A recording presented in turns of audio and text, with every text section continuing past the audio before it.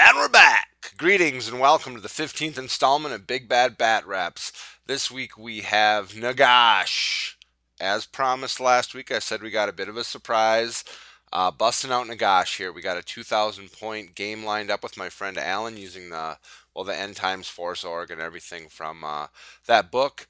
There's a tournament actually coming up in the winter that is 2,000 points, and the End Times rules are in effect. So I thought, why not try this guy? I've been getting some paint on Nagash and reading through his rules pretty good, and I thought it would be fun to bust out a battle. Let's check out the lists. So kind of going over deployment and lists here at the same time. My army is led by Nagash himself. You can see him behind that building on the bottom right there. I also have 3 units of skeletal archers, 20 strong with standards. They're kind of deployed there in the center. I got 3 units of 5 direwolves to hopefully chaff stuff up and keep nasty things away from Nagash. And the rest of my list is composed of Tomb King's rare choices. I got 2 Screaming Skull catapults, a Casket of Souls, and a Hydro Titan. The Hydro Titan and Casket of Skulls I think are pretty good choices. The Casket's going to give me D3 dice each magic phase, and the Hydro Titan, if within 12 inches of Nagash, is going to let me add D3 to all of my casting attempts. That's pretty much about the list. Maximize Nagash and shoot stuff. For Alan's Daemons, he's got a level 4 Keeper of Secrets running Lore of Slaanesh. I believe he had the Lash and always strikes first sword for his gift up that he rolled. His core is Pink Horror Core. He typically runs that. He's got a unit of 15. They're off on the top left. He's got a unit of 10 hiding behind that first house on the left. Another unit of 10 behind the house on the right. He also has 2 Exalted Flamers of Tzeentch. They are in the unit of 15 Pink Horrors.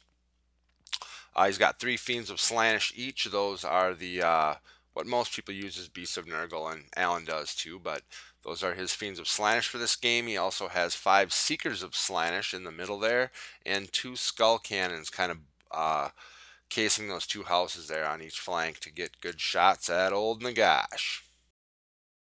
For Nagash's spells, he always knows the signature from the Lore of Undeath. Then you get to choose 8 other spells, or lores. I took 3 from Lore of Undeath, 2 from Lore of Vampires, 2 from Lore of Death, and 1 from Lore of Nakara. For Undeath, I get Soul Stealer, the Harbinger, which lets me raise characters or a monster or a chariot, and then the Dark Riders, which lets me raise up some cavalry or monstrous cav, I believe, or chariots. From Lore of Vampires, I roll up Invocation of Nehek and Gaze of Nagash, very appropriate. Lore of Death, I get Spirit Leech and Soul Blight, and from Lore of Nakara, I take the Sig. Lot of spells here. You know, I think a theme with Nagash is going to be Paradox of Choice, much like my friend Alan said, is he's got so many options and so many choices. As much as that's a good thing, it can cause a little confusion too. My first time using them, we'll see how it goes, but the magic phase could be kind of messy. The Daemon's magic, his level 4 keeper, knows Acquiescence, Pavane of Slaanesh, Slicing Shards, and Cacophonic Choir. The unit of 15 horrors with the 2 flamers in it knows Bolt of Change. The other 10 unit to my left knows Infernal Gateway, and the ones on my right flank know Firestorm of Tzeentch. So he's got a lot of shooting. We roll off for Vanguards, and he wins, so he moves his Seekers of Slaanesh up a bit like this. And I move my 2 units of Direwolves up like this. I got those units of Skeletal Archers and the Catapults. I'm going to hopefully try and stall. He's got a fast stuff. Those Fiends are movement 10. The Keeper's movement 10. He's got fast things and those cannons and the Horror Core back there to kind of just plink away and shoot. So mission 1 is going to be try to protect Nagash, obviously, and try to pick up some points where I can. And the other Vanguard, I'm kind of limited out here on the right side. I can't get within 12 inches, but these wolves just move up a little bit. Forgot to mention earlier, but all the terrain you see on this table will be mundane, save that obelisk in the center of this unfortunate village. That's going to be a Nakaran Sphinx. the Daemons win turn 1 here. He moves up as such. The 2 units of horrors both enter those houses respectively. Keeper moves up to get within 6 inches of the Nakaran Sphinx. He's looking for a heroic killing blow, and the Fiends move up as well. On my right side, you can see that he moved his Seekers of Slaanesh behind that little bridge there, bridge building. And the cannon moves over to get a good shot at Nagash. Magic is 9 to 7. That's Khorne's Wrath. The only thing that gets hit are 2 units of my dogs. The first one drifts off, and the second one hits that one in the rear there, and that's going to kill 3 of those dogs. He rolls 1 die at Acquiescence on one of my Screaming Skull catapults. Now, his reasoning was to give it random movement. War machines are allowed to move, and if it moves, it can't shoot. So that was kind of a good play on his part. I dispel that. He rolls Pavane of Slaanesh on the casket, which is kind of the opposite thing. It would have to roll 3d6 and take wounds as such. I dispel that. He gets a 4 dice Firestorm off, though. And that hits right there in between those 2 units of skeletons and kills 6 from the front unit and 4 or 5 from the rear unit. The unit in front fails its toughness check and takes another guy there, another casualty. The unit to the rear passes and now has a 6-up regen, which will be later denoted by a small red die. Here you can see the casualties from that spell. And my Hydro Titan, if you look there to the right, that's actually my Daemonic Mount, Herald of Tzeentch guy from my Warriors army, but I didn't have a Hydro Titan model. And his little thing on top there already snapped off. Yippee. On to the shooting phase. Skull Cannon number 1 draws a little bead, hits, wounds. Nagash fails his ward, and he takes 4 wounds. Scary. Yep, you know he's got another cannon there. You can see it, but the Keeper here shoots his lash at these dogs and kills 1. The Exalted Flamers, I believe, both miss. These dogs are just kind of a little bit out of range, or he rolls poorly on the artillery die. And his second cannon shoots across the board and hits, wounds, and Nagash makes his 4-up ward. I mean, talk about a brow wiper. Whew! Ooh, that would have been a little dicey losing him turn 1, but that is, I mean, with 2 cannons on the board, that's a definite option there. But I survived this, and this is what it looks like pretty much after his turn 1. So Undead Legion's turn 1, I move my wolves up to get all chaffy. My little center block there of the 3 units of archers and my artillery, they just kind of hang tight. Nagash moves around the little bridge in the road there. He's going to try and deal with this cannon, eliminate a threat. He's also trying to stay more than 24 inches away from that house on my left flank. It would be Alan's, the house on the far right. That's got the unit of horrors with Infernal Gateway, and if at all possible, I'd like to avoid having that cast at Nagash. That's just another gigantic threat. He's got a lot of magic that can reach out and touch me, the lash on the Keeper and the 2 cannons. So these are obviously, he's got a lot of priorities, but I'm going to have to tackle them one by one. And other movement, you can see my Hydro Titan with Broken Staff moves a little behind this building to stay within 12 inches of Nagash and, just kind of be safe. I think Nagash is the prime target here, so he's relatively safe. Magic is 10 to 6, and I get 1 from the casket. So it's 11 to 6 here. No channels. I throw 2 dice at Soul Stealer on that cannon there, and it goes off irresistibly. I end up doing 3 wounds to it. I roll really well. The miscast is a 6, and Nagash ends up taking another wound from that. So with Nagash at 5 wounds in my magic phase, I still got quite a few dice. I have Gaze of Nagash, so I throw that at that cannon. I score 6 hits, and I kill it. So I regain a wound back, the one I lost from the miscast, so I still have 4. Then I throw 5 dice at the casket, and he dispels that with all of his. And then I have 1 die left, and I roll Invocation up, and I heal my 1 more wound. So yep, healing time. So for shooting phase, my unit of 20 archers there on the left that hasn't taken any wounds shoots into the Keeper of Secrets, and they're always hitting on fives. I sneak one through there. That's a bonus. Then both my other units of archers also shoot at him and don't, to no effect, no wounds. Screaming Skull Catapult number 1 on the left there looks like a high elf chariot, but it's really a catapult. Shoots, hits, rolls bullseye. He fails his ward. D6 wounds, 1 wound. Screaming Skull Catapult on the right drifts 1 inch only. So that's going to be a hit. That hole's still on him. He fails his ward. Or no, I roll 1 to wound, so I don't even wound him. So, man, 2 hits on those catapults, and I do 1 wound. Kind of stinks. I want to get rid of that keeper because he's trouble. He is fast, and a lot of points. So, top of turn 2, the Daemon, it's the beginning of his turn. He moved within 6 inches of that Nakaran Sphinx. He's going to riddle the Sphinx. He passes initiative test, no problem, and gets devastating charge for his reward. These fiends charge into the dogs, as predicted. The Keeper of Secrets, with 2 wounds, charges into those archers, as predicted. And these fiends charge into these wolves, also as predicted. And Nagash! Just a little Nagash break here. The last Magic phase, I didn't. Everyone thinks he's going to raise these big, huge units every turn, and Terrorgeist and 11 Cryptors here, and 38 Graveguard there. It's really situational. I had taken a lot of wounds. You got to keep this guy alive. So I had to cast some vampire spells and also some direct damage spells to just get rid of immediate threats. I can't have cannon shooting at me, so I had to not create units and deal with what was going on in the game. But here's a little pic of Nagash. I've been getting some paint on him and really looking forward to this model. It's a cool thing. Here you can see rest of Daemon movement. The horror pack on the left with the Exalted Flamers, I don't even think they move.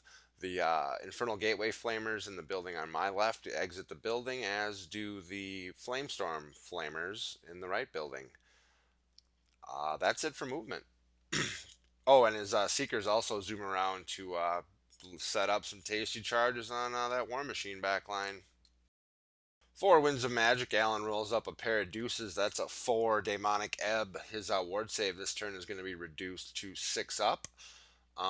He ends up channeling 2, so he's got 6 to 2 here. He's got a lot of dice. He's got some stuff involved there.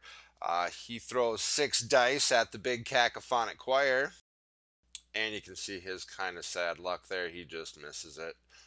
3 5s, which is good, but then he's got 3 1s there, so that doesn't go off. That would have been pretty killer. That would have done, obviously a lot of wounds to the archers, but also the Screaming Skull Catapults and the War Machine there.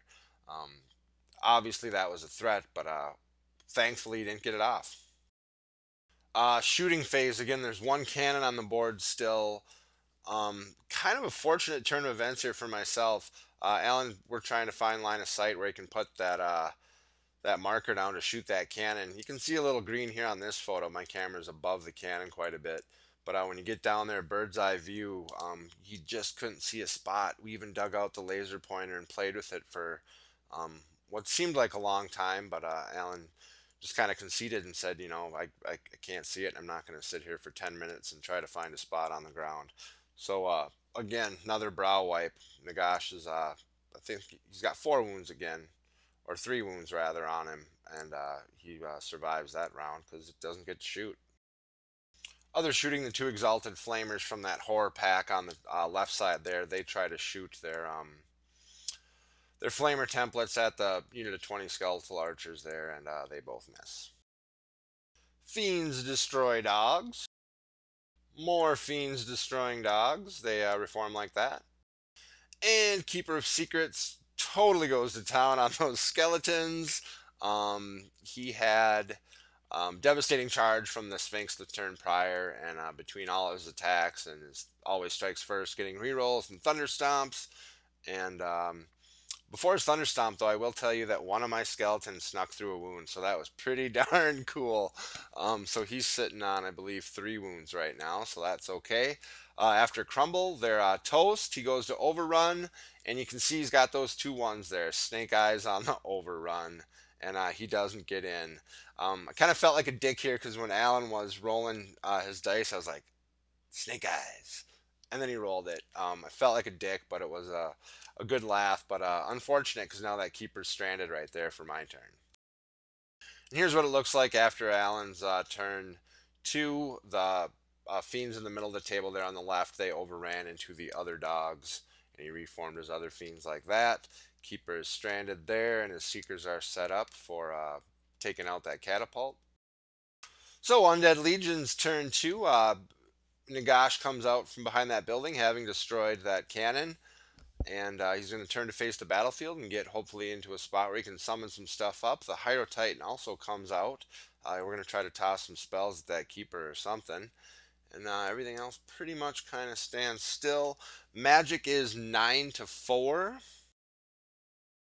I get a 2-die Spirit Leech. Again, now I'm within 12 inches of that Hydro Titan, so I'm adding D3 to all of my casting attempts. It's pretty brutal. It's level 5 on 4.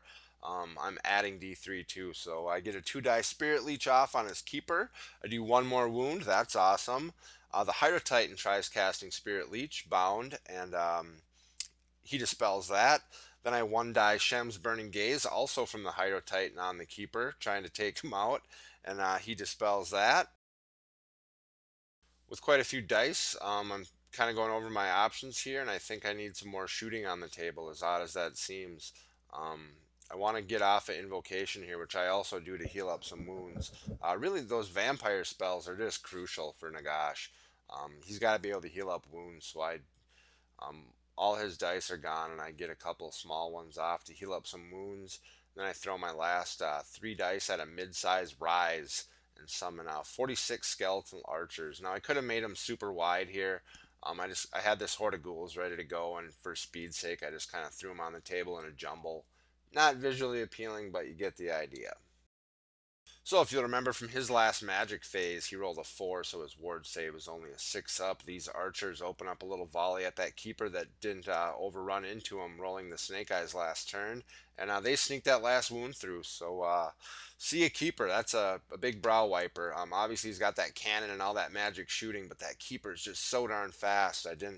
He's got the Always Strikes First sword, and Nagash, it was scary. I'm glad he's gone.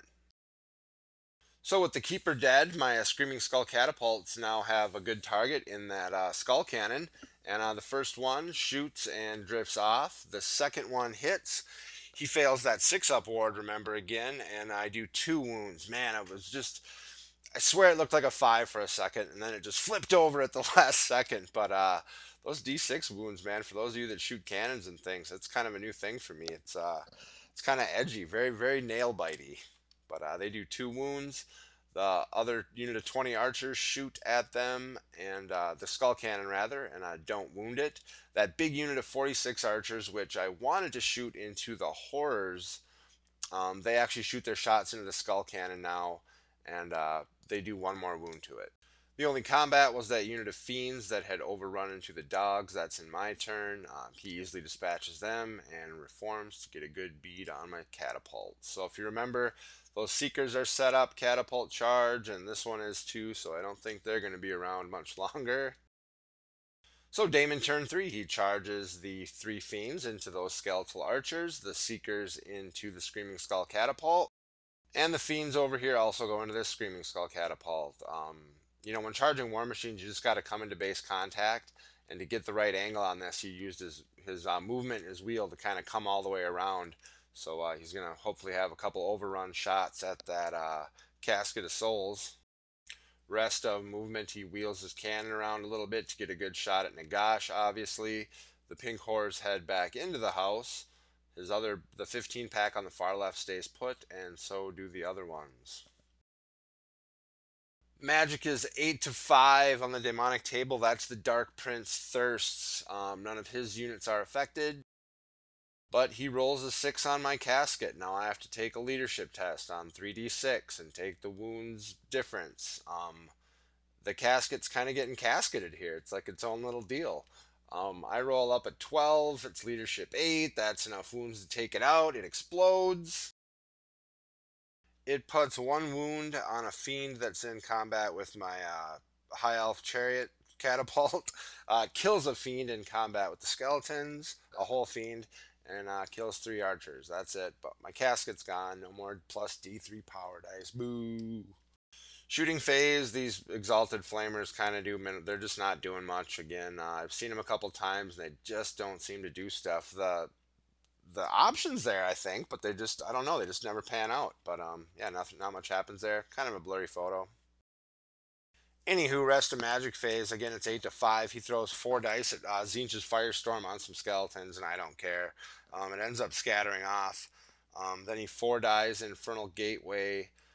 I think he's doing it on skeletons again, and I chuck all my dice and dispel it, or he doesn't cast it, but nothing happens. Blurry photo here. I think it's a perspective deal here. But that cannon takes a beat at Nagash and hits, wounds, and I make my 4-up ward. So again, big brow wiper here. I survive another cannon shot. Combat here. Remember the Casket of Skulls exploding killed one of these fiends. They get kind of whiffy, but do some damage. I hang on, and it looks like that. No big surprise. These fiends dispatch that catapult, no problem. And again, no big surprise, these Seekers of Slaanesh quickly dispatch this catapult. So my artillery backline's all gone, and my skeletons are in a lot of trouble. I got Nagash and some stuff. The Keeper's dead, but it's still getting kind of dicey. And this is what it looks like after his turn. You can see those my stuff's kind of damaged there. I got the 46 archers up top, and yeah. So let's get some points. Nagash has a ton of attacks and a D3 wound sword, so he's going to come in there and save those skeletons. He charges into the flank of those fiends. Magic is 6 to 4. Again, no casket, no plus D3. That's kind of sad. I throw 4 dice at Dark Riders and get a really big total. Plus, I add D3 from the Hydro Titan, and I just get a huge number. He's got 4 dice. He chucks them, can't dispel it. So I'm going to summon a unit of 9 Blood Knights behind all this mess. Bam! 450 points of Blood Knights. Those are obviously Black Knights there, but finally got, I brought the archers up last turn because it was kind of, I needed a shooting thing, but now I got some killie on the table. So I got 9 Blood Knights behind there, and I'm hoping to wreck some face here in further turns.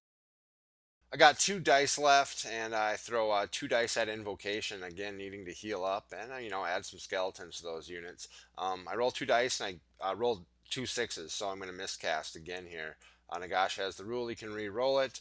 I end up rolling miscast 9. I'm going to take a strength 6 hit, so I'm not going to re-roll that. I don't take a wound, but I heal 1 from the lore attribute, so that's good. I'm pretty healed up here. It's feeling good. Shooting phase, this mucked up pile of skeletal archers shoots at that cannon and finishes it off. So that's good stuff. And the only other combat going on is Nagash with the 2 fiends and the unit of skeletons. Now, rule number 1 whenever playing vampire counts or undead legions or tomb kings or something that crumbles is never put a super killy combat dude into a combat with crap, meaning skeletons or zombies or something like that. But I'm feeling pretty confident that I can wipe these 2 fiends out on the charge. No big deal. I'm going before them, even with -1 thingy. But these are my dice rolls. 4 1s there. Yep. Nagash, Woofarama, just Flub City. My 2 attacks that hit, they wound, and then D3 wounds. I actually end up only doing 2 wounds only. Or I think he makes 1 ward, and I get 2 wounds through, which kills 1 fiend. But he goes to town on those skeletons. It ends up being a drawn combat straight out, so I don't crumble any. Nagash would lessen that by 2, but very disappointing, and yeah, bad stuff's coming up. So Daemon turn 4, you'll remember those fiends and seekers took out the Screaming Skull catapults the prior turn. They now have rear charges on that skeleton unit. Nagash is still locked in combat there. Even if the skeletons die, Nagash is still part of that combat, and he's going to crumble. I can only attack that 1 fiend and do 3 wounds with Nagash. I saw, after I flubbed those rolls, I saw this coming a mile away, and I'm just hoping I can weather it. The Exalted Flamers being hero level characters, per the rules of characters and units, can leave them at any time and such. So he moves one around here to get all chaffy. And there's not a lot of other movement here. Those horrors on the right, I don't think move at all. But he's got those 2 units of fiends, and there's that big combat there with Nagash, the 2 fiends, the seekers, and the skeletons. Again, not feeling good about that. Magic is 9 to 6. That's Korn's Wrath. After he channels 2 times, he's got all those channels and Zinchi channel bits. It's 11 to 6. Again, he's got a ton of dice here. Fortunately, I'm safe from Gateway being in combat, but he throws a 5-die Firestorm at those archers there and kills, I think, 6 or 7. You can see that. They fail their toughness test and take another one. Then he, again, the archers there are actually worth points, so he casts Infernal Gateway on them as well and casts it irresistibly. Kills just a couple more. He rolls kind of poorly for the number of hits or the strength, and miscast and ends up kind of being a wash with his rules. And this combat, after initiative order and doing all that business, I end up losing combat by 7 here. The rest of the skeletons crumble away if there were any. I think there were 3 left. They end up crumbling away. I lose by 7. Nagash reduces crumble by 2. I had 1 wound off me at the beginning here. It's going to take 5 away, so Nagash is sitting there with 1 wound left. Again, just big brow wipe. Big, just, man. I can't even believe it, but I thought for sure he was toast there through combat res. Of just through, flub rolls on the turn prior and stupidity of my own, but he survives. And with the skeleton unit gone, he kind of hems and haws, but he overruns the Seekers into Nagash, knowing he's only got 1 wound left, hoping he can get that last one, and the Fiends overrun into those other archers. So bottom of 4, these summoned unit of Blood Knights, all thirsty for blood. They're doing the chaff bait, they're getting points. They charge into this Exalted Flamer. He tried getting kind of chaffy there. I had a little bit of wheel before I had to close the door. So I basically wheeled into contact with him, closed the door as such. You can see after I blow him up, they will probably run into, or they will overrun into that other unit of horrors. So that's a good thing. Will Nagash live? Will he live? It's hard to say. In an effort to help out and just provide in case I get whiffy again, this Hydro Titan charges into the flanks of the Seekers that had overrun prior. You can see the Fiends had overrun into the skeletons there. Magic is, it's not remarkable here. I don't write it down. I kind of quit taking notes at this point, but it's not super big. I'm sitting only on 1 wound. I know 2 Lore of Vampire spells to heal up, but one of them is a magic missile and I'm in combat and can't cast it. So I cast Invocation of Nahek. I get a wound back from the lore attribute, and I raise a unit of I forget how many archers this is on the other side of the building, but it's I think 25. It's the lowest version of Rise. I didn't have a ton of dice, so there's 25 more archers. I just want to shoot that Infernal Gateway unit off because that's obviously a big threat. So my only shooting is these 2 units of archers. They unload all their shots into that building, hitting on 5s, and it really sad outcome here. I think I kill like 4 or 5. Not enough. They still got the spell. So that's okay, I guess.